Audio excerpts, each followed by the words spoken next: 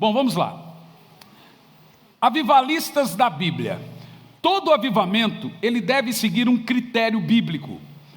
Você sabe que nós estamos há 2 anos pregando sobre avivamento. E nós cremos que nós estamos no início de um grande e poderoso avivamento.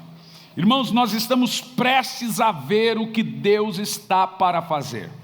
Nós já estamos vendo alguma coisa.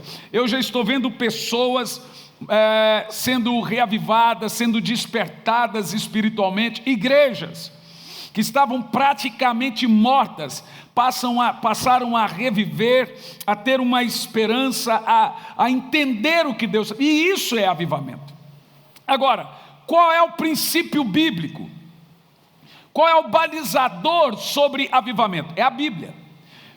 E você encontra na Bíblia os padrões daquilo que nós chamamos de avivamento, tanto no Velho quanto no Novo Testamento. Por exemplo, no Velho Testamento, te dando aqui um panorama rápido dos avivalistas bíblicos, que a gente fala tantos avivalistas na história, vamos ver de onde esses avivalistas na história, qual padrão que eles seguiram dos profetas ou discípulos, e se esses avivamentos históricos seguem os mesmos padrões dos avivamentos bíblicos. Um rápido panorama para você. No Velho Testamento nós temos os chamados profetas menores, que são os chamados avivalistas bíblicos. Os livros dos profetas menores compreendem toda a última parte do Velho Testamento. E o que são profetas menores? E por que eles são chamados de profetas menores? Isso não está ligado à estatura deles, e tampouco à importância deles. Eles não são menores que Isaías, Ezequiel, Jeremias, Daniel. Eles não são menores que esses profetas, nem em importância e nem em estatura. Se assim não são, por que eles são chamados de profetas menores? Eles são chamados pelos judeus de os 12. Olha que interessante, como eu já disse a vocês, eles são assim conhecidos de profetas menores pelo pequeno volume literário, diferente do livro de Isaías, diferente do livro de Daniel, diferente de Jeremias, Ezequiel e etc. Esses são livros muito pequenos, apenas por isso. O que é interessante nesses profetas, ou os 12 avivalistas da Bíblia, que esse pequeno volume, muitos deles são contemporâneos. Nós vamos observar aqui que nós vamos ter esses avivalistas ou esses profetas que atuaram no mesmo período ou até no mesmo ano, 2 ou 3 atuando na nação inteira. Veja que o que nós vamos observar aqui no padrão de Deus dos seus avivamentos é isso que é mais impressionante, que a média de um avivamento para outro varia de 70 anos a 100 anos. E também um outro dado muito importante é que não teve uma geração de lá para cá em que Deus não falou. Deus falou e agiu em todas as gerações. Deus teve seus profetas, Deus fez um avivamento e teve seus avivalistas. Dito isso, esses avivalistas, ou chamados profetas menores, para você entender, e o são pelo volume literário, são livros pequenos. Não é porque são pequenos em importância. Às vezes, dependendo da mensagem, por exemplo, Joel é um livro sobrenatural, e está entre os profetas menores, só que é um livro pequeno. Então nós temos livros de um capítulo só. Nós temos livros de 5, de 4, Zacarias 14. Esses livros são pequenos em comparado a Isaías, em comparado a Ezequiel, em comparado a Daniel. Mas não os profetas ou esses avivalistas são pequenos em importância. Quem são os 12 avivalistas da Bíblia? No caso do Velho Testamento, Oséias. E Oséias tem um dado muito importante, é aquela história em que o Senhor manda Oséias se casar com Gomer, a mulher adúltera ou prostituta, para mostrar que o povo de Israel se prostituía e adulterava com os deuses. Então a história de Oséias se passa nesse dado para comprovar a prostituição e o adultério do povo de Israel. Nós temos Joel, o famoso profeta do Pentecoste, Amós, o profeta que profetiza que o Senhor vai derramar fome e sede sobre toda a terra. Temos Obadias, Jonas, o profeta fujão, mas que trouxe arrependimento sobre Nínive. O que é importante frisar sobre o profeta Jonas é que ele não pregou uma vez. Ele pregou por 40 dias a mesma mensagem. E ele disse, em 40 dias vocês vão morrer. No 40º dia ele disse, em 40 dias Deus vai destruir a cidade. No 39º dia ele volta na praça e prega a mesma mensagem. Vocês vão morrer. Então ele pregou todo dia, por 40 dias, a mesma mensagem. Não é do tipo, ele veio, pregou e pronto, vocês vão morrer, acabou. Não, ele pregou durante 40 dias. A Bíblia diz que percorria Jonas por 40 dias pregando a mesma mensagem. Temos Miqueias, temos Naum, temos Abacuque, que é o livro, o profeta que eu vou falar hoje, Sofonias, Ageu, Zacarias e Malaquias. Malaquias é o mais famoso. Será por quê?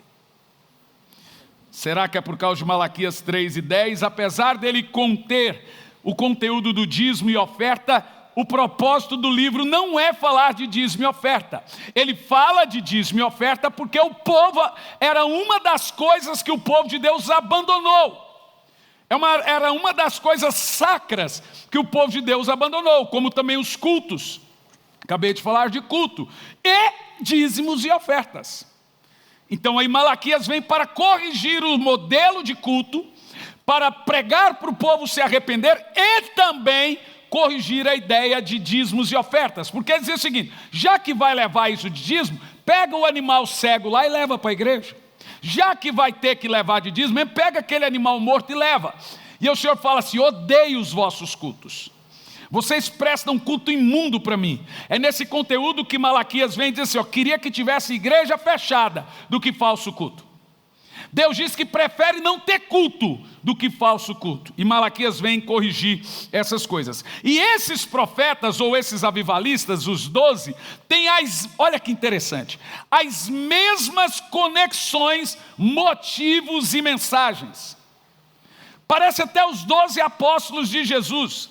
Porque a mensagem dos 12 apóstolos era a mesma, arrependei-vos. A mensagem dos 12 profetas era a mesma, arrependei-vos. Eles começam pregando arrependimento e terminam com a visitação do Senhor. Que coisa interessante, não é? E eles são chamados de avivalistas bíblicos por quê? Vejam, para você entender um pouco o conteúdo, como são divididos esses profetas, ou os anos em que eles viveram, por tempo de suas mensagens. A cada geração, a cada era, Deus levantava um desses 12, ou 2 ao mesmo tempo, ou 3, para pregar um despertamento espiritual. E eles tinham a mesma conexão, a mesma visão, mesmo 200, 300 anos de distância e diferença um dos outros, o mesmo motivo e a mesma mensagem. Um fator histórico muito importante, por que Deus levantou esses chamados profetas que não são menores, mas são chamados para cunho de conhecimento aqui? O reino de Israel foi dividido em 2 partes no reinado de Reoboão. Reoboão, filho de Salomão. Salomão desviou-se do Senhor, tem aquela história que Jeroboão puxa a capa dele e rasga. Reoboão fica com 2 reinos, e Jeroboão fica com 10 reinos. E agora o reino de Israel é dividido entre reino do sul, que tem a sua capacidade, a sua capital em Jerusalém, chamado de reino do sul, ou reino de Judá, e reino de Israel, que tem a sua capacidade, a capital em Samaria, chamada de Reino do Norte. Então Jeroboão, filho, servo de Salomão, fica com 10 reinos, e Reoboão, filho de Salomão, fica com 2 reinos, chamado de Reino de Judá, que é o reino do sul, e Reino de Israel, que é o reino do norte. Aí fica aquela guerra civil centenária, que está na história dos Macabeus, muita morte. Essa guerra que tem até hoje lá de Palestina e judeu, ainda é a guerra de Samaria, e Judá. Até hoje essa guerra persiste, é uma chamada guerra civil entre eles. O reino do sul fica então com Reoboão, se tornando até então o pior rei da sua época, e sendo Reoboão fica com a tribo de Judá e a tribo de Benjamim, chamado Reino do Sul, e o Reino do Norte ficou com 10 tribos, no caso com Jeroboão e seus filhos, iniciando centenas e centenas de anos de guerra civil e apostasia entre o povo de Deus. Aí você vai entender quando Jesus vem falar com a samaritana olha para Jesus e diz assim: por acaso você não percebeu que os samaritanos odeiam os judeus e os judeus odeiam os samaritanos? São tudo da mesma terra, só que se odiavam por causa da guerra. E quem são esses profetas que profetizaram e com quais propósitos eles profetizaram? Por que Deus levanta seus avivalistas? Por que Deus levanta os seus servos em época terrível de apostasia? Por exemplo, o reino do norte, no caso, toda Israel, quando você entender reino de norte, eu estou falando de Israel. Reino do sul, eu estou falando de Judá. Jesus é da tribo de... Então ele vem do reino do sul. O reino do norte são 10 reinos, por incrível que pareça, as 10 tribos perdidas. E uma das profecias apocalípticas é que Deus iria reunir todas as 12 tribos no final dos tempos, todas elas desses reinos perdidos que ficaram ali com com Jeroboão. Reino do norte. Quais foram os profetas que profetizaram dentro do reino do norte? Com qual propósito e qual missão? O reino do norte virou apóstata terrível, é onde entra Jezabel. Acabe era um rei de Israel, do reino do norte, com a capital em Samaria, e se casa com a Fenícia, e ela constrói altares para Baal, altares para Astarote, altares para Moloque, e etc. Israel se torna uma nação pagã, como outra qualquer. E o reino do sul continua lá com a tribo de Jerusalém. Nós temos o profeta Jonas. É nessa história que ele vai e foge, porque Deus manda ele pregar em Nínive, por causa da maldade, etc. Nínive, Jonas profetiza de 780 a 700 anos antes de Cristo. Olha que interessante. 780 anos a 700 anos antes de Cristo. Agora nós temos 3 profetas contemporâneos avivalistas que profetizam dentro do reino do norte, que pregam despertamento, arrependimento e avivamento dentro do reino do norte. São eles, Jonas, Amós e Oséias. Todos eles têm o mesmo período de ano, 780 a 700 antes de Cristo. Esses 3 profetas são contemporâneos e vivem e profetizam na mesma época para toda a Israel. O que é interessante você entender aqui olha que coisa interessante, quantos anos nós temos aqui de diferença? Quase 100 anos de diferença entre o período de sua profecia. Eles estão dentro, nós não sabemos ao certo se um profetizou ao mesmo tempo, só que o período dessas profecias e pregações desses avivalistas, desses profetas, se dão entre 780 a.C. a 700 a.C. São eles os profetas, os pregadores de Israel, desse período, Jonas, Amós e Oséias. Jonas é o profeta fujão, Amós é o profeta que prega a fome e a sede em toda a terra, e Oséias é o profeta que Deus manda se casar com uma prostituta para simbolizar que Israel se prostituía. Reino do sul, que tem a sua capital em Judá, com a sua capital em Jerusalém. Quais são os avivalistas do Reino do Sul? Temos Joel, 850 a 800 a.C., temos Naum, 700 a 600 anos antes de Cristo. Vai pegando as datas. Você vai ver que de 100 anos, no máximo 50, 60 anos, Deus envia uma voz e ele não fica calado por muito tempo. Temos Miqueias, 780 a 700 antes de Cristo. Abacuque, 700 a 600 a.C. Sonfonias, 700 a 600 a.C. E Obadias, 850 a 800. Você percebeu a média de tempo aí de uma profecia e de um avivamento para o outro? A média dá quase 100 anos. Alguns deu 50, mas a maioria dá 100 e 100 anos. Eu fico fascinado com isso. Agora nós temos também os profetas, os pregadores que Deus levantou para pregar pós-cativeiro. O povo de Israel, por causa do jaguara do Jeroboão, não se arrepende. Jeremias manda eles se arrependerem, mas eles não se arrependem. Olha, o pessoal fez aqui um panorama. Obrigado, Pedro. Obrigado, e eu estou aqui me contorcendo tudo e nem precisava. Então vamos lá. Reino do Norte, pós-cativeiro, reino de Judá. Vamos bater palma aí para o pessoal da técnica. O Pedro especificamente, o Juliano está ali. Que coisa, irmão. Isso aqui é só na graça Churchill. Bom, Reino do Norte, Jonas, Amós, Oséias, pós-cativeiro e Reino do Sul. Esses são os 12 avivalistas bíblicos. Eu amo essa palavra. E você tem que entender por que Deus levanta seus avivalistas. Ainda estamos no conteúdo técnico, mas ele é muito importante para você compreender todo o panorama. Senão a gente fica falando de avivamento, etc. Você não sabe por que Deus precisa por que Deus levanta avivalista? Por causa do desvio do povo. O período pós-cativeiro, gente, para você entender, é aquele período que Jeroboão desobedece. Vem Jeremias com a canga, prega, e Jeroboão não se arrepende. Depois ele fica cego, os filhos dele morrem. Todos eles são levados cativos para a Babilônia. É lá na Babilônia que você tem a profecia dos profetas grandes. Aí vem Daniel, vem Isaías, vem Ezequiel, aí vem a história de Sadraque, Mesaque, Abednego.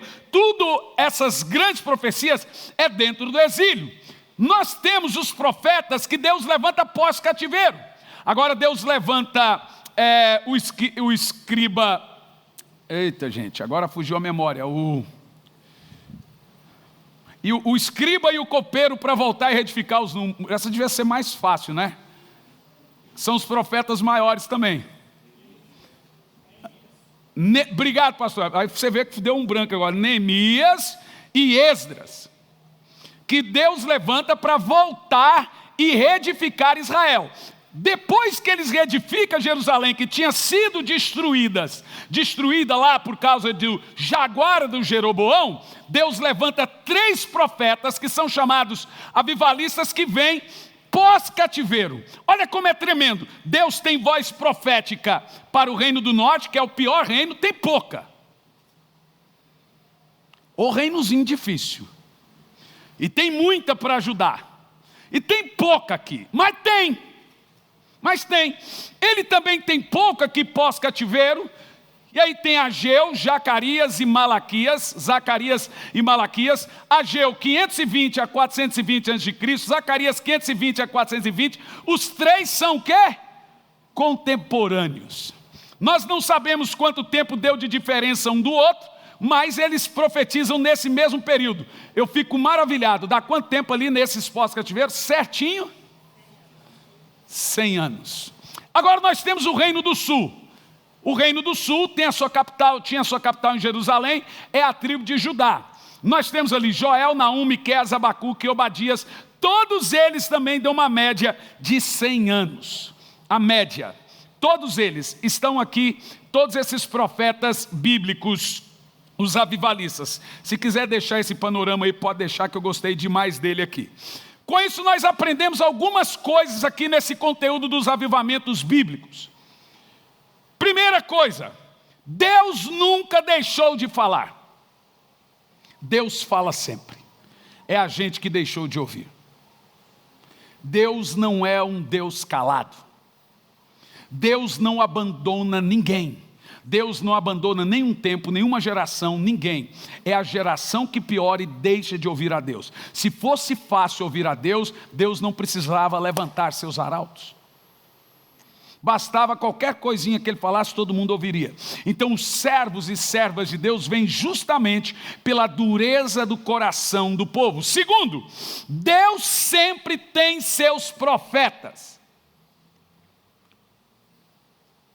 Mesmo nos piores tempos de apostasia. Para quê? Para que ninguém fique indesculpável. Uma vez eu estava orando pelas igrejas que o Senhor me incumbiu, são dezenas.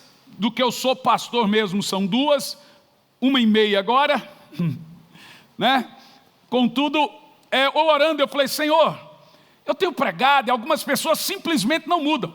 Ele falou: não vão mudar. Então por que eu prego? Ele falou: tem 3 tipos de pessoas que te ouvem. Os que ouvem a mensagem mudam na hora. Os que ouvem demoram a mudar. Tem um coração lesado, sabe, lento. E os que ouvem e justamente, sinceramente e nunca mudarão. Falei, se nunca mudam, por que tem que ouvir? Ele falou, para que não tenha desculpa. Para que fiquem indesculpáveis. Nem todo profeta que Deus ouve é para mudar um país. É para que eles não tenham desculpas. Por isso que o Senhor sempre levantava. Por exemplo, Jonas. Jonas conseguiu, pela sua mensagem, levar arrependimento a Nínive. Amós já não conseguiu. Por exemplo, Oséias não conseguiu mudar a região do norte. E ainda assim Deus falou. Mas ninguém vai chegar no dia do juízo e dizer que não ouviu a palavra de Deus. Porque Deus sempre levantou os seus servos, os seus profetas. Terceiro lugar, se você observar o tempo da visitação desses avivalistas, como eu já disse, vou repetir de novo, está sempre em quantos anos? De 100 em 100 anos. Agora, qual é o conteúdo da mensagem deles? É a mesma. Gente, não tem Espírito Santo Kids. Não tem Espírito Santo para idoso. Não tem Espírito Santo para jovem. Tem Espírito Santo. Entendeu o que eu disse?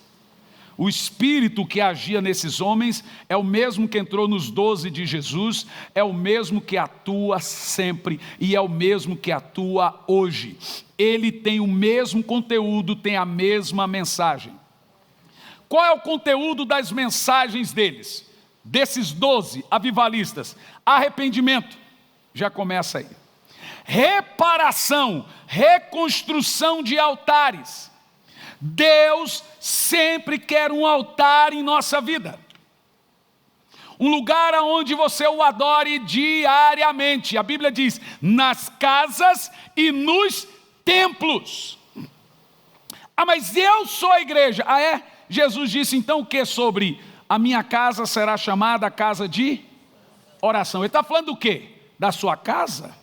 Ele está falando do quê? Não, eu sou a igreja. Você pode dizer que você é a morada do Espírito, mas a igreja só se você estiver em conjunto.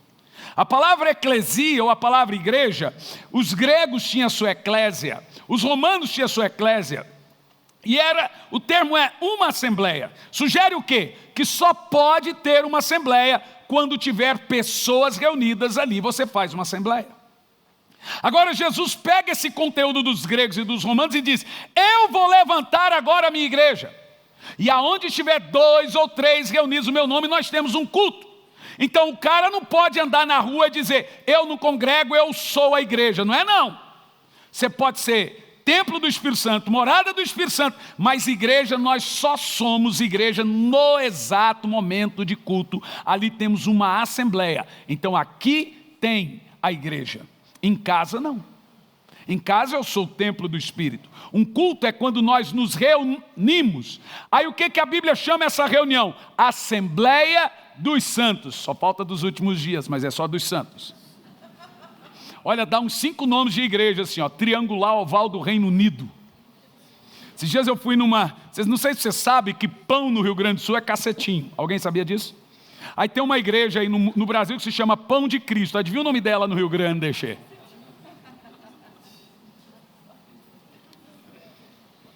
Eu vi na parede, aí tem uma lá, Jesus foi ali e já volta. Ou tem outra, Jesus foi e você fica. Se o cara está dizendo que eu vou ficar, por que eu vou entrar lá dentro? Ah, plantar batata, gente? Então veja, o conteúdo da mensagem desses avivalistas, arrependimento, reparação de altar, levantar, todos eles, levantar o povo para orar. Se você estiver num lugar e a voz profética de Deus estiver ali, você vai ouvir sempre esses termos. Se você estiver num lugar e o seu ego for massageado, se você está dormindo espiritualmente e a pregação faz você ter mais sono espiritualmente, não pode ser voz profética. A voz profética, ela incomoda você. Porque a voz profética, ela só provoca 2 coisas quando ela vem. Ou ela quebranta você, ou endurece de uma vez. Quando a voz profética vem a você, ou você se arrepende, ou você se levanta feito fera contra a voz do Senhor. Não tem meio termo com a voz profética. Ou você quer andar perto de um servo de Deus, ou você quer distância dele. Porque ele é tóxico, mas só para quem quer distância dele. Já ouviu aquilo que eu gosto sempre de dizer? O leão é uma fera com as hienas, mas é um doce com seu bando. O leão é perigoso. Pergunta para os leãozinhos se é. Não é. Ele só é perigoso para quem não é leão. Então a voz profética, gente, ela é uma voz do 880. Não tem meio termo com o avivalista. Ou você se enquadra ou você se revolta. Não é do tipo, olha, eu gosto daquele, mas não eu gosto. Não, você não gosta ou ama. Porque por que muita gente não gosta de ler os profetas menores? Que são os mais duros da Bíblia. Você começa a ler, você fala, meu Deus do céu, o que é isso que esse cara acabou de falar aqui? Só que esses caras, ou esses servos de Deus, Naum, Obadias, Oséias, Abacuque, Amós, etc., todos eles tinham visitações, o próprio Senhor aparecia e falava, veja, são servos de poucas palavras. E são chamados menores por causa do conteúdo, não da importância, mas porque tem poucas palavras. E precisava mais. Eles levantam o povo para orar, mas eles também encorajam.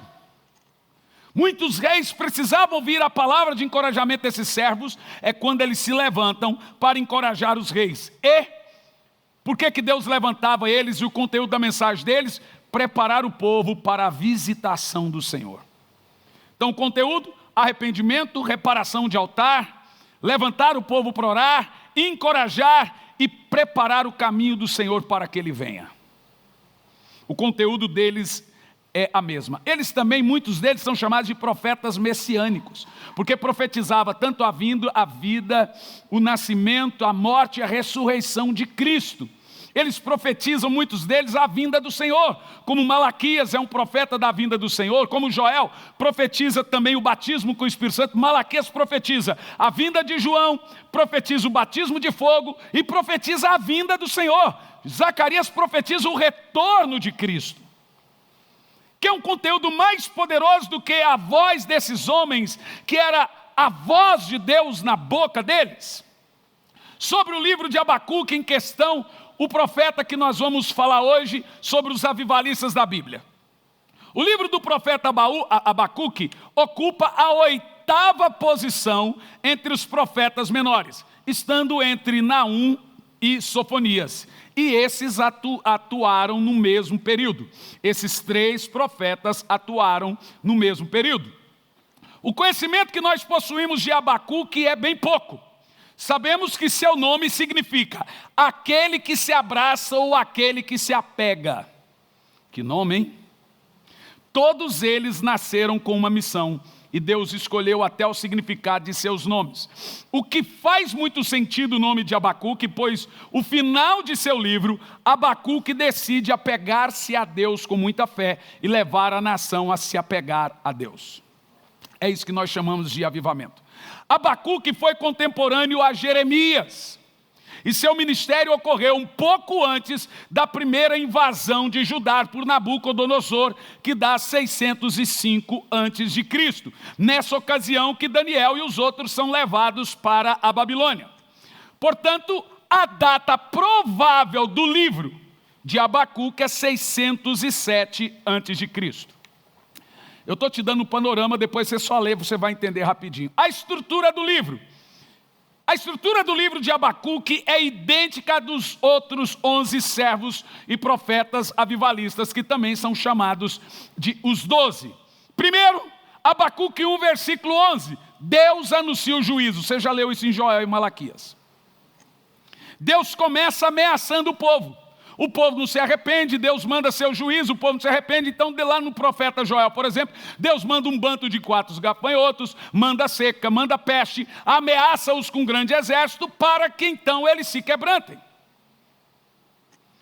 Abacuque 1, versículo 11, Deus ameaça eles com juízo.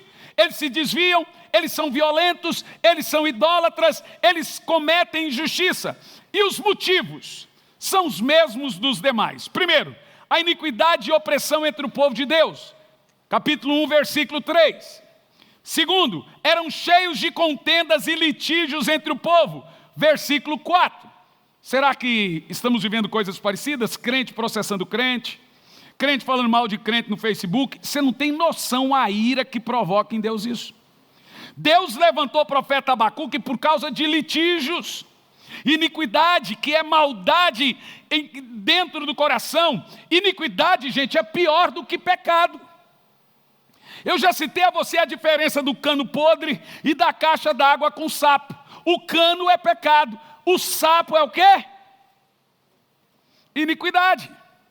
Não adianta você segurar a boca se você tem ruindade no coração. Não é tapando a torneira que resolve, é trocando a caixa. Eu estou calado, mas a ruindade está aí dentro do coração. Não é da torneira que você tem que cuidar, é do sapo morto que está aqui na caixa d'água. Se tem um sapo morto dentro da caixa d'água, o que você tem que fazer? Trocar a caixa. Por isso que Jeremias vem e diz: a doença do coração é incurável. Só se cura coração tendo experiência com Deus, morrendo e nascendo de novo, no sentido espiritual da coisa. Foi o que Jesus falou para Nicodemos. Iniquidade é pior que pecado, gente. Iniquidade é maquinar o mal, é ser perverso, é matar na unha, é ser vingativo, é guardar mágoa, é guardar rancor, é planejar, é comemorar a destruição de alguém, é se alegrar com a derrota do pior inimigo. Isso é o que a Bíblia chama de iniquidade. Puxar tapete, perseguir, planejar, é o chamado vilão de novela. Não só isso, né? É jamais se arrepender, é ver o mal como opção tolerável. Como dizia Nietzsche, não existe moralidade, não existe mal nem bem, existe oportunidade. Friedrich Nietzsche, o discipulador de Hitler. Não existe mal nem bem, existe oportunidade. A minha avó dizia que a oportunidade faz o sapo pular. E tem gente que pensa que coach sabe de tudo. Olha a frase da minha avó.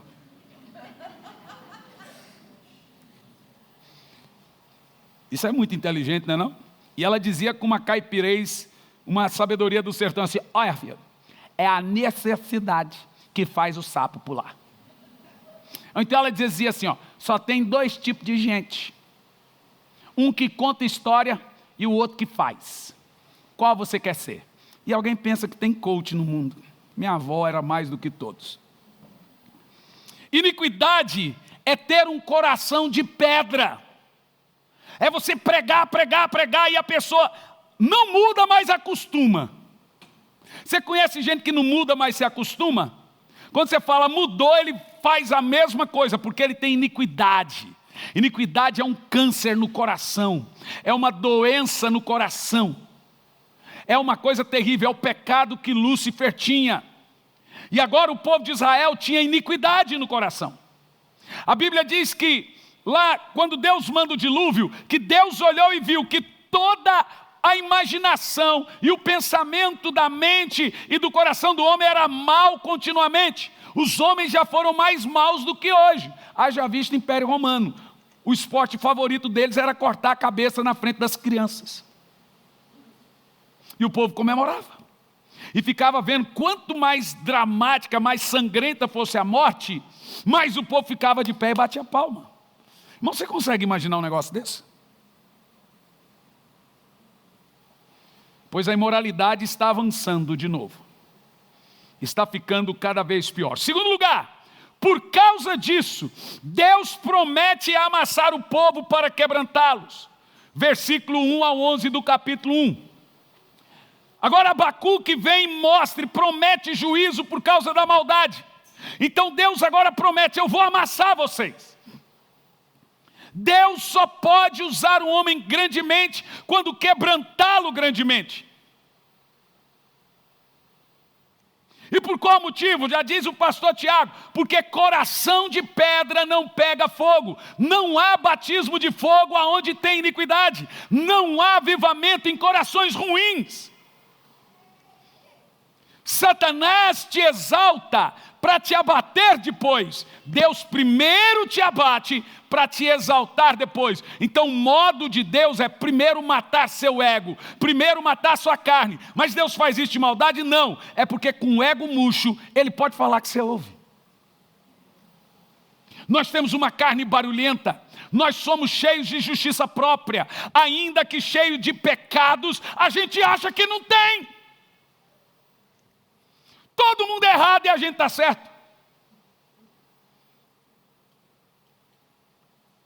Mas nesse caso aqui, nos versos de 5 a 11 de Abacuque 1, o povo não pretende voltar-se para Deus.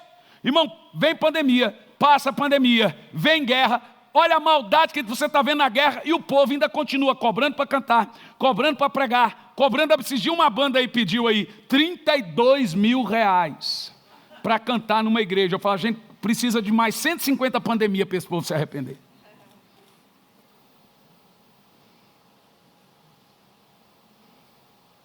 Eu pensei que a igreja seria transformada diante de tudo isso, mas não, parece que piorou.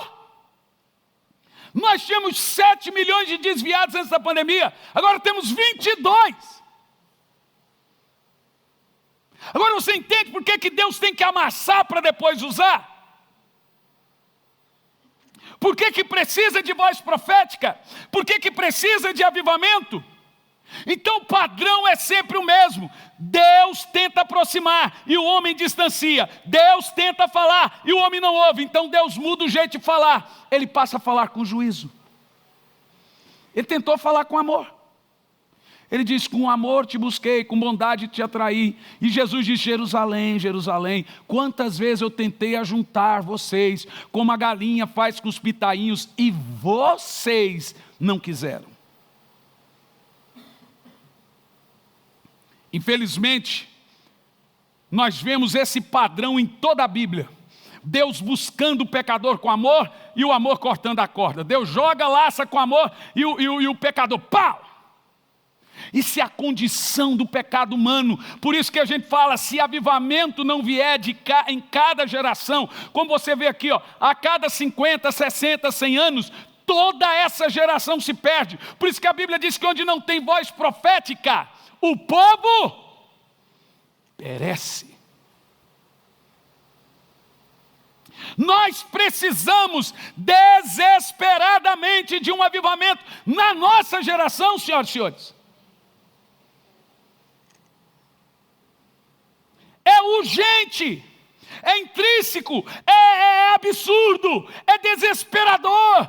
Eu preciso que você entenda a necessidade desesperada de buscar a Deus, de criar um quarto de oração, de reparar os altares, da mulher se arrepender para o marido, do marido se arrepender para a esposa, do pai para o filho, do filho para o pai, do rebanho para o pastor. Malaquias 4 e 5 diz, e converterei o coração dos pais aos filhos e dos filhos aos pais. João vem com esse mesmo espírito também. O nome disso é preparar o caminho do Senhor para que Ele venha.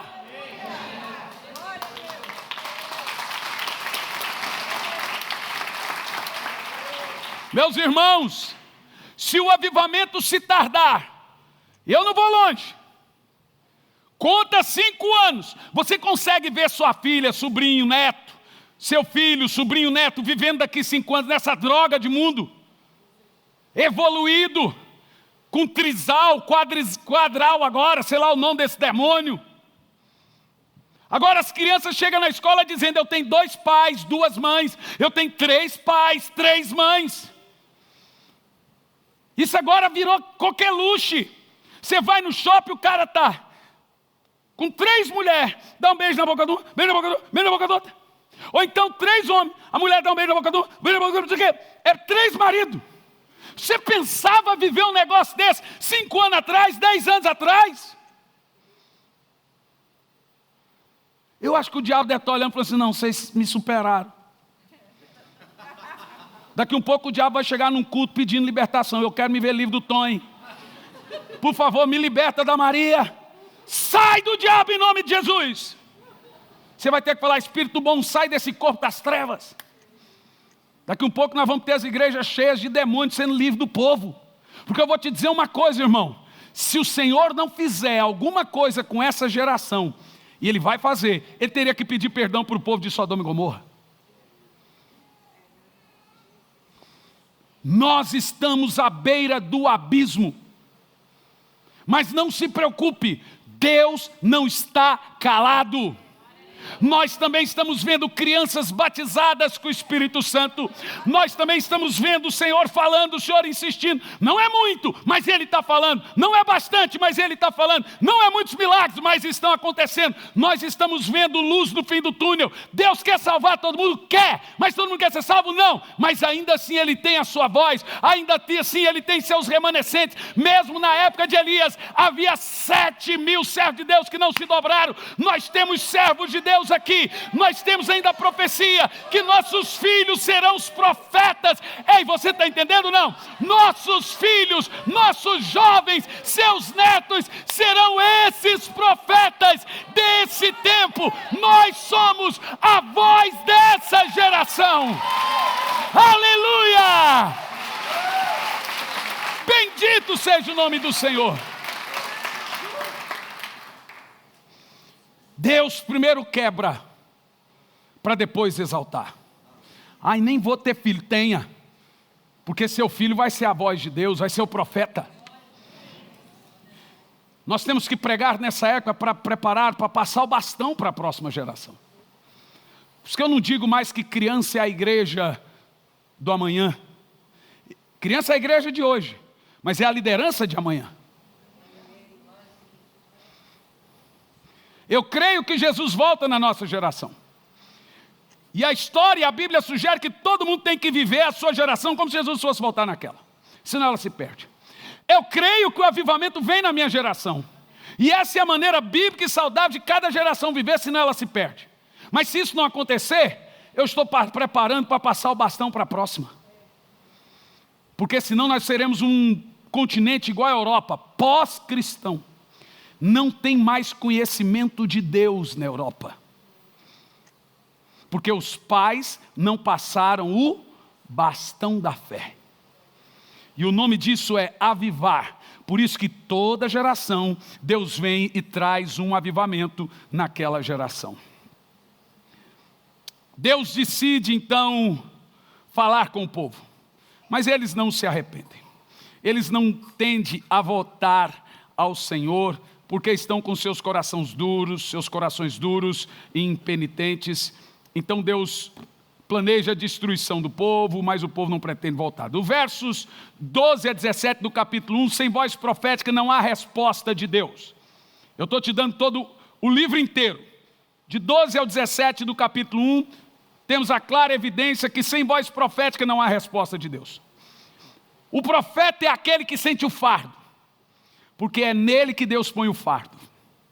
Ele realmente anda com peso nas costas para transmitir o recado de Deus para aquela geração. Moisés sentiu o fardo e orou. Samuel sentiu o fardo e orou. Elias sentiu o fardo e orou. Eliseu sentiu o fardo e orou. Jeremias sentiu o fardo e orou. Isaías sentiu o fardo e orou. Ezequiel sentiu o fardo e foi orar. Abacuque está sentindo o fardo também agora. Quem ora é porque sentiu pesado o fardo de sua época, de sua geração, do momento em que está vivendo. Se ele não entrar na brecha, tudo irá sucumbir. Disse Deus a Ezequiel: procurei alguém que estivesse na brecha orando, para que a nação não fosse destruída. Mas como a ninguém encontrei, a nação foi destruída. Olha como Deus é zeloso. O povo desvia, Deus levanta um profeta para interceder pelo povo. Isso não é amor? Me diga o que é então. Então, quando você vê um servo de Deus pregando certos conteúdos, entenda, esse homem não é comum, essa mulher não é comum. Pregou e doeu a sua carne, tenha raiva, mas saiba, eu não gostei, mexeu com o meu ego, alguma coisa veio de Deus. Se fez massagem, pode falar, eu amei, minha carne amou, alguma coisa não é de Deus. Entendeu o que eu disse ou não? Entendeu ou não? É o contrário, gente. É o contrário.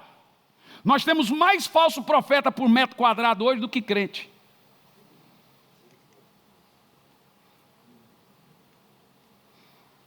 Duro que agora eles patrocinam a internet. Em quarto lugar, temos a resposta do Senhor. Perceba que Deus promete juízo. O profeta vem e clama ao Senhor. Ele levanta o povo para orar. O profeta vem para colocar desejo e falar, vamos orar, gente. Vista de saco, tira esse riso da cara. Vocês estão rindo por quê? Vai lá, veja Joel, todos os profetas. Por que vocês estão rindo? Oséias 4:4. Vocês estão rindo de quê? O povo está indo para o inferno, o povo está perecendo, criança sendo estuprada, agora é pecado, o povo está indo para o inferno rindo. O diabo massageando a gente. Era para nós estarmos chorando, clamando ao Senhor, sentindo o fardo. Muitas igrejas estão indo inteirinhas para o inferno e alguns pastores não estão sentindo o pesado fardo de suas famílias ou de suas igrejas ou do pecado do seu povo. Era para estar com a cara no pó, clamando para que esse povo não perecesse. A resposta do Senhor. Seguindo todos os padrões de todos os moveres em tempos de caos, Deus envia profetas. Promete juízo, o povo se quebranta, começa a orar, Deus responde a oração do povo. Entendeu ou não? Infelizmente, a única maneira da gente se quebrantar a Deus é meio a dor.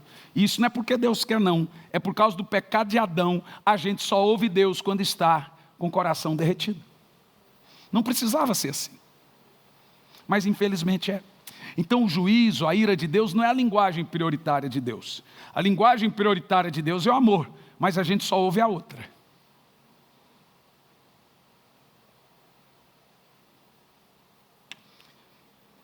Observa o texto do capítulo 2, versículo 1. Isso eu quero colocar para você. Capítulo 2, versículo 1 de Abacuque. Olha o que diz o texto. Me colocarei na torre de vigia, presta atenção, sendo assim, me colocarei como sentinela em minha torre de vigia, e me colocarei em oração. Agora, por que Abacuque diz? Ele diz, aguardarei para ver o que o Senhor me diz. Nunca ouça um homem que não ouve Deus, gente. Que raio de servos de Deus é esse? Que dizem ser de Deus, mas não tem a voz de Deus para o povo, nem resposta de Deus. Se Deus nunca deixou de falar, cadê as suas vozes?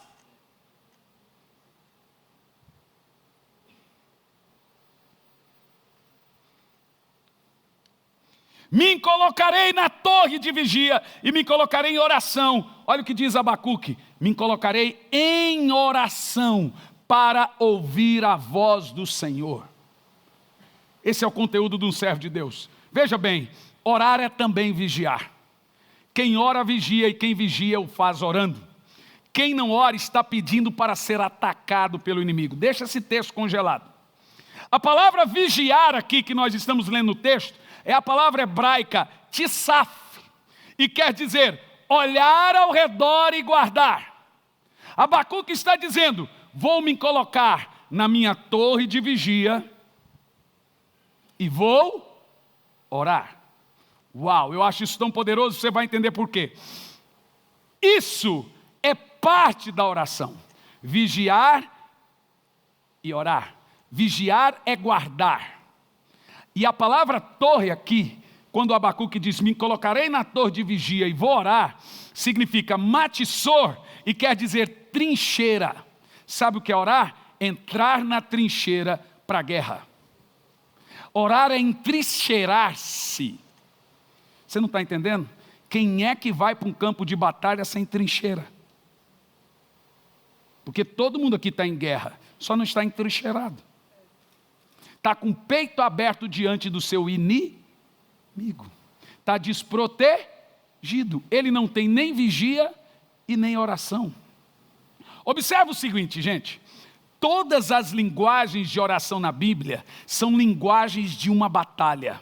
Perceba que quando o Senhor nos chama a oração, significa que orar todo dia é avançar. Imagina você num campo de batalha, a linguagem da Bíblia é uma batalha medieval. Então você faz trincheiras. Você fica ali muitos dias batalhando naquela trincheira para ganhar o quê? Posição. Você avança, o inimigo recua. Aí você faz outra trincheira. E você ganha aquela batalha, a guerra é grande, então você tem que ganhar batalhas. Você faz outra trincheira, em trincheira, onde você se protege e vai avançando até pegar o inimigo e destruí-lo de vez. Isso é oração. O conteúdo de oração na Bíblia é fazer trincheiras diárias e ir avançando contra o diabo. Por isso que das armas da batalha espiritual, a oração é a que mais faz estrago no diabo. Porque quem ora, ele está protegido e o diabo não. Você vai lembrar quando Jesus fala do valente, que o valente, quando ele está dentro da sua casa, ele guarda tudo quando tem, mas vindo um outro mais valente, toma-lhe a armadura e o envergonha. Veja você que a Bíblia diz que o diabo não tem armadura e eu tenho. Significa que se eu estou entrincheirado em oração, o diabo não consegue me acertar e eu tenho ele na minha vista para acertá-lo. A oração é a arma mais mortal contra o inferno que você possa imaginar. Esse conteúdo de Abacuque, ou seja, quando o Senhor nos chama para oração, Ele está dizendo, ore todo dia, para você avançar todo dia. Significa que, se não oramos, não avançamos para a vitória. Se paramos de orar, nós retrocedemos. Assim como eu avanço em oração, se eu paro de orar, eu paro. E se eu paro de orar, o diabo que começa o quê? Avançar. Você tem uma escolha. Para vencer o diabo, você tem que se entrincheirar, orar. Ou você pode deixar e dar de mão beijada para ele, porque uma hora ou outra você vai perder a batalha mesmo. Poupa tempo. Esforço, suor, sofrimento. Ou então vai orar, meu irmão. Porque oração e fé jamais foram desapontados. Você tem uma chave. O diabo não consegue ver a sua oração. Ele não suporta, que ele sabe que você vai vencer se você orar. Então veja, no Velho Testamento o conteúdo da batalha espiritual era o seguinte. O anjo desceu para trazer a revelação para Daniel, o príncipe da Pérsia resistiu o anjo na metade do caminho, houve uma guerra entre Gabriel e o príncipe da Pérsia, mas depois de 21 dias o anjo conseguiu vencer aquela batalha com a ajuda de Miguel e levou a revelação para Daniel. Isso é no Velho Testamento. No Novo Testamento agora o Espírito Santo é nos enviado e vem habitar dentro de nós. Então quando eu oro, não precisa um anjo vir trazer e levar a oração. Quando eu oro, o Espírito Santo ora por mim, ao Deus que está sobre mim e leva, Ele mesmo leva a minha oração. Significa que o justo quando ora é atendido na hora. Então qual é a arma do diabo hoje? Se você orar, você será atendido. Qual é a arma dele então? Impedir você de orar. Por isso que a oração provoca um estrago. É como se o diabo topasse com um trem todo dia. E saísse machucado, arrebentado todo dia. É isso que eu costumo dizer. Quanto mais oração há no mundo, melhor o mundo será. Mais forte será a força contra o mal em todos os lugares. Oração é ao mesmo tempo um preservativo e um desinfetante. Te explico. Ela serve tanto como arma de defesa, como arma de ataque. Ela serve como prevenção, como também cura. Tem gente que só vai orar quando a coisa estiver ruim. Ore antes. Por isso que orar é atacar e fazer violência ao reino espiritual, mas é também ficar à espreita. É ficar vigiando, entrincheirando. Olha o texto que Jesus fala, para você entender o paralelo entre oração e vigiar. Orar e vigiar são sinônimos. Não se separa a palavra de oração e vigia na Bíblia, são a mesma coisa. Para você entender, Mateus 26, 41, vigiai e orai. Marcos 13, 13, olhai, vigiai e orai, porque não sabeis quando chegará o tempo. Vê, quem ora está vigiando, quem vigia está orando. Olha esses textos e veja você que orar e vigiar é a mesma coisa. 1 de Pedro 4:7, e já está próximo o fim de todas as coisas. Que loucura isso! Portanto, sede sóbrios e vigiai em oração. Se isso é verdade, orar e vigiar são a mesma coisa, quem não ora não vigia, quem vigia não ora. E se quem não faz os dois é irresponsável. É louco. Olha que Pedro fala assim, Jesus está voltando. O dia está chegando, então orai e vigiai. Se isso é verdade, olha os textos para você entender sobre vigiar e orar. Mateus 24:42. Vigiai, pois não sabeis a hora que vem o vosso Senhor. Se você não sabe quando Jesus vai voltar, por que você não está orando todo dia? Você está louco? O texto disse, vai para a sua torre de vigia, se entrincheira, porque você não sabe quando vem o vosso Senhor. Esse texto sugere para nós o seguinte, quem não estiver orando e vigiando será pego de surpresa. Não vai ouvir a trombeta, não vai ouvir a voz do arcanjo, não vai identificar a voz do Senhor. Lembra as 10 virgens? Só 5 identificou a voz. As outras continuaram, porque não estavam fazendo o quê? Vigiando. 1 Coríntios 16:13, esse texto eu gostaria de colocar na tela, diz, vamos ler em voz alta, vai lá. Vigiai, permaneceis firme na fé, portai-vos corajosamente e sedes fortes. Eu gostaria de indicar a você o seguinte, a palavra variamente aqui, fortemente, é a palavra adrosomai, e quer dizer transformar-se em valente. Sabe quem ora, ele é o quê? Um valente. Sabe o que Paulo está dizendo? Vai orar, deixa de frescura, para de ficar reclamando no Facebook, vai buscar de Deus, vai falar com Deus, lá está um milagre para a sua família, lá está a transformação do seu marido, lá está a libertação do seu filho, fica reclamando, mas não ora. Sabe o que Paulo está dizendo? Transforme-se, portai-vos corajosamente. Quem é que porta corajosamente? Quem ora está se transformando em um valente.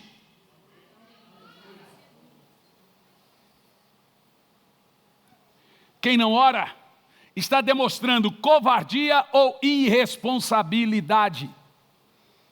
Não está demonstrando que se importa com o filho, com a esposa, com alguma doença que surgiu, com algum problema financeiro, porque se você bater, o Senhor abre, porque se você pedir, o Senhor responde. Os seus ouvidos não estão tapados para não poder ouvir a oração sua, nem sua mão está encurvada para não te estender. Se Deus não está agindo na sua vida, não é Ele que deixou de ser Deus, é você que deixou de clamar.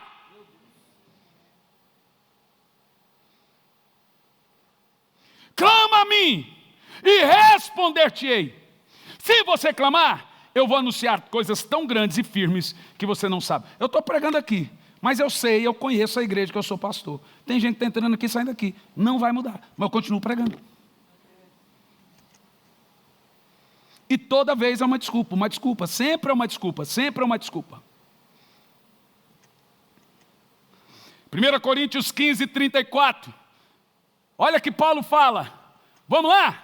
Como os salvos que sois, justificai-vos que sois, recobrai o bom senso, não pequeis mais. Ih, rapaz, porque alguns ainda não têm conhecimento de Deus. Declaro isso para a vergonha eterna, para a vergonha de vocês. Eu vou ler aqui para vocês na minha versão. Vigiai justamente, 1 Coríntios 15:34. Vigiai justamente, ele diz aqui, como justificado que sois, vigiai justamente e não pequeis. Paulo está dizendo o seguinte, é para vergonha de vocês que eu tenho que dizer, vão orar.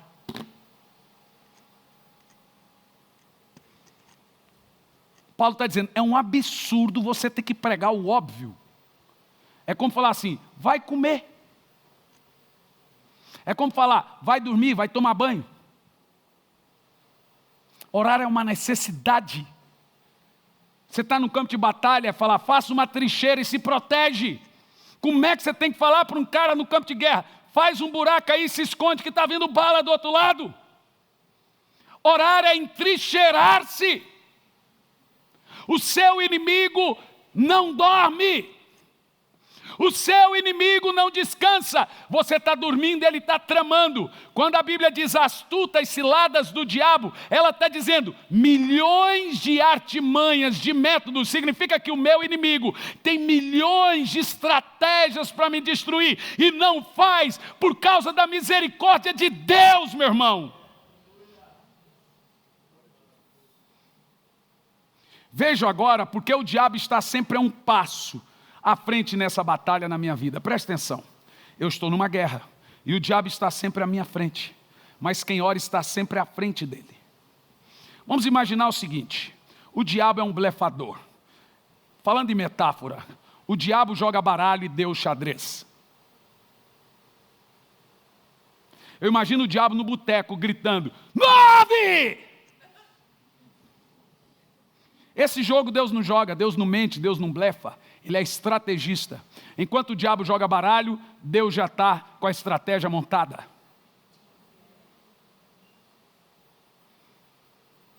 Agora, como é que você sabe que ele está blefando? Você vai jogar xadrez ou baralho?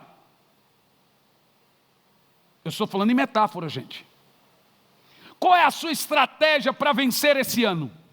Como que você vai ganhar sua família para Jesus? Como que você vai receber o Espírito Santo? Como que você vai mudar a sua situação? Só tem uma maneira, estando a um passo à frente do diabo. O problema é que ele está a um passo à nossa frente. Você quer ver? 1 de Pedro 5, versículo 8. 1 de Pedro 5, versículo 8. Vamos lá? Sede sensatos e vigilantes. Quem ora é o quê? Sensato. O diabo, vosso inimigo, anda ao vosso redor como um leão, rugindo e procurando a quem possa devorar. Você viu o que Pedro está dizendo?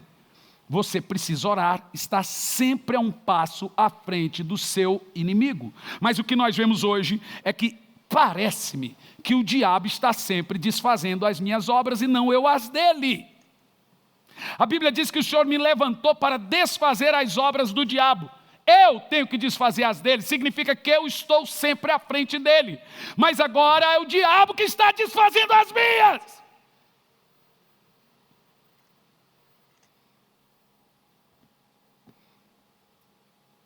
É evidente, irmãos, que mantendo a oração em dia, todos os dias, aqui está o mais forte do conteúdo de Abacuque, é viver escondido em Deus dos ataques desse leão. Orar é habitar sempre no esconderijo do... Você lê esses textos e nunca entendeu eles? Salmo 91, dos versos de 1 a 3. Vamos lá, eu quero vibração agora. O diabo não pode tocar na sua casa, não pode tocar na sua vida. Vamos lá. Poderás, verso 1 ao 3, vai lá. Aquele que vive na habitação. Onde é que é isso? Descansa à sombra do Todo-Poderoso, desfrutará sempre da sua proteção. Tem gente que pensa que esse texto é místico. Aquele que habita. Não, gente. O texto está dizendo que aquele que está sempre diante de Deus é escondido. Ele está à sombra de Deus. O diabo fica assim, cadê ele? Não estou vendo. Ele está escondido em Deus. Deus o esconde dos ataques do diabo. Esconde sua família, esconde sua casa, esconde a sua vida. Mas vamos até o verso 3. Vai lá. Sobre o Eterno declara: Ele é o meu refúgio, minha fortaleza, meu Deus, a quem deposito a minha confiança. Isso é humildade, ao pobre de espírito, é quem ora. Próximo verso: Ele te livrará e da doença, da peste. Bíblia não é algo místico. Eu vou fazer um saravá bíblico aqui.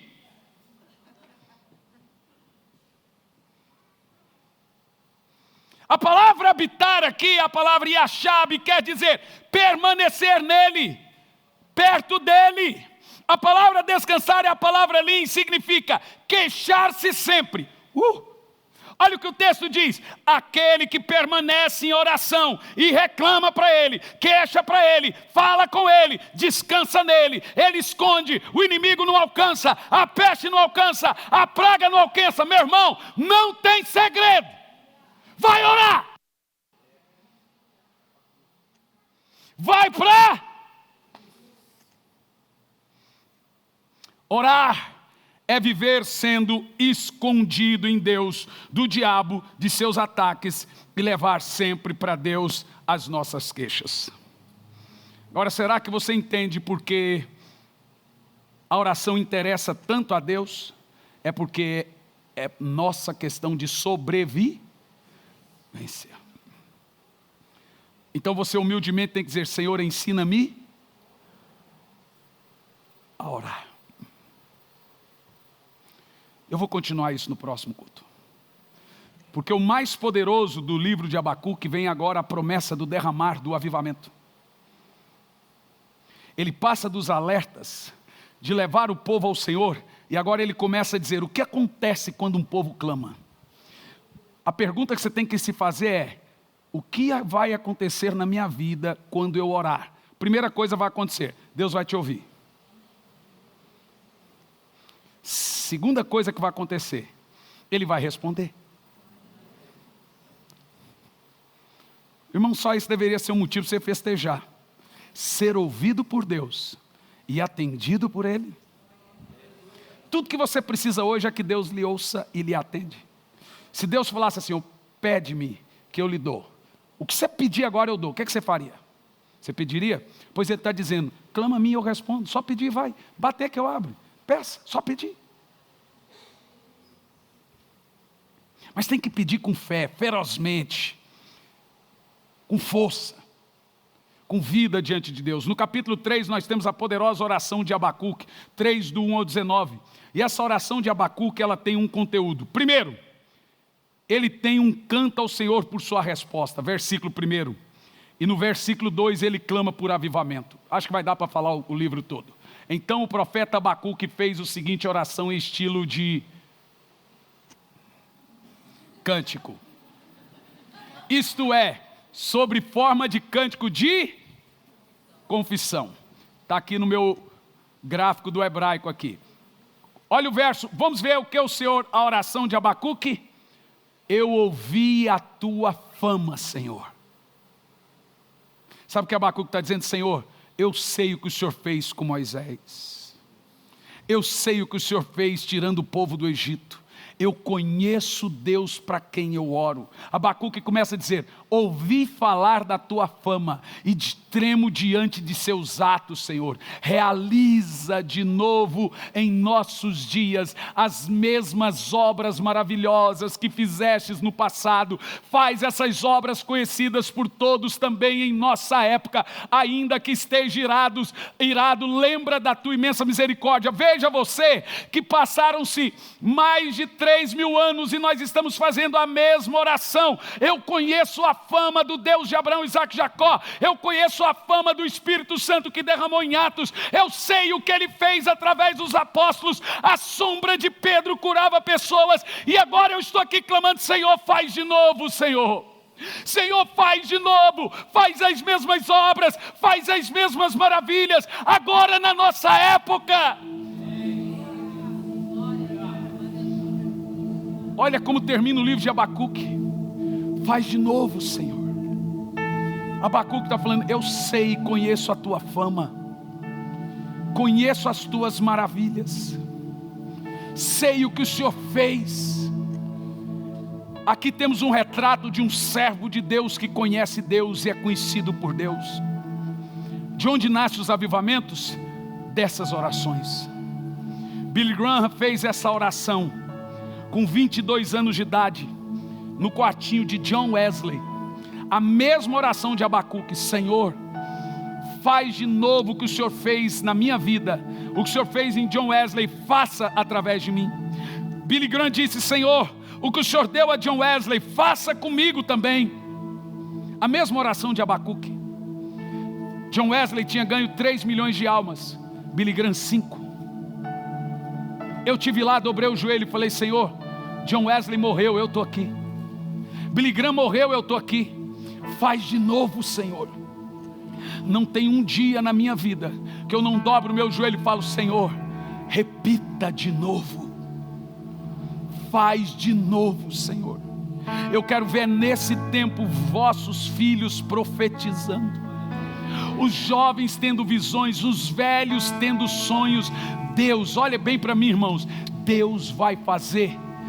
Essa não é uma geração esquecida. Teve geração piores e Ele fez. Ele vai fazer de novo. Ele está prestes a fazer. Ele vai repetir de novo. Que oração sobrenatural. Eu já vejo Abacuque dizendo assim: conheço a tua fama. Você pode dizer: eu conheço a fama de Deus. Eu vou concluir aqui. Aqui está a promessa do avivamento. Interessante que os 12 profetas terminam com esse tipo de promessa. Joel: nos últimos dias derramarei do meu espírito. Malaquias: vou batizar com fogo. Todos eles, Deus não abandonou nenhuma geração. Ele está prestes a batizar de fogo, com fogo de novo. Eu vou concluir e dizer a você o seguinte: de 100 em 100 anos temos um. Completamos 100 e poucos anos da Rua Azusa, que foi o último poderoso avivamento. Billy Graham morreu 3 dias para 100 anos. Quando o Billy Graham morreu, o Senhor me disse em novembro de 2019, está no livro Transferência de Unção: eu vou repetir tudo de novo agora. Eu vou levantar novos servos nessa geração. Ele está prestes a fazer uma coisa nova.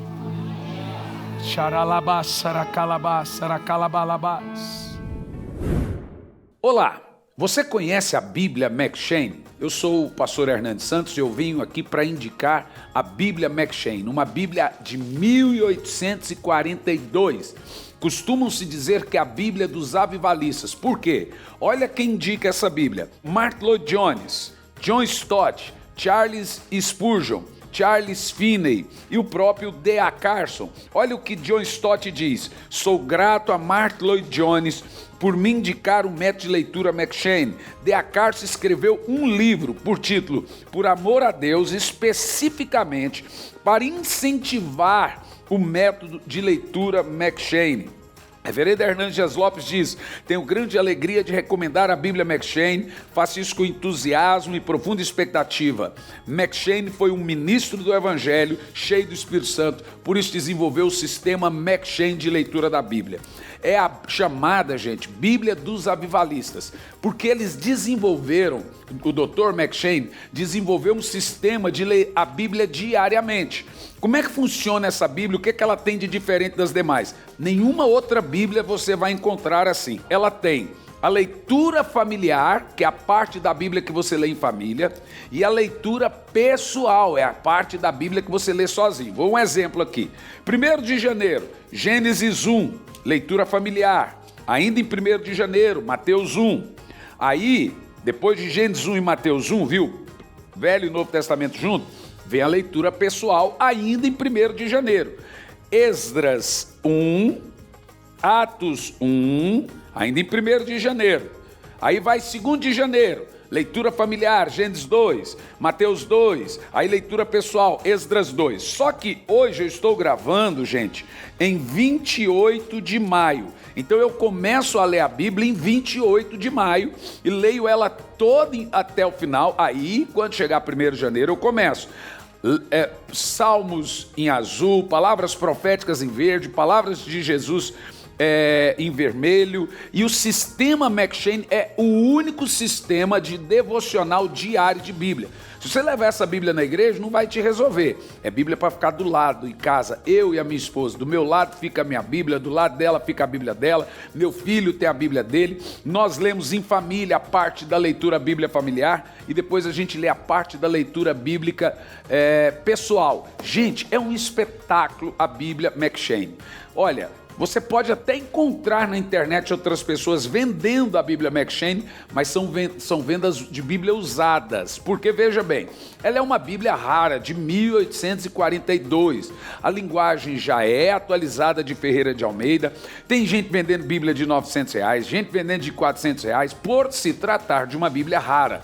Tem gente vendendo até mais barato, só que são Bíblias usadas. A nossa é Bíblia nova. Nós vamos enviar, vai chegar para sua casa, é a maneira de trazer avivamento na sua casa. M'Cheyne era um avivalista, então ele desenvolveu um sistema de leitura bíblica diária. Qual a ideia de M'Cheyne? Ler o Velho Testamento, Salmos e o Novo Testamento 2 vezes por ano. Então você vai ler a Bíblia inteira no ano, sendo que o Novo Testamento 2 vezes por ano e de forma muito bem organizada. E as revelações desse avivalista chamado Robert Murray M'Cheyne. Adquira a sua e vai chegar na sua casa.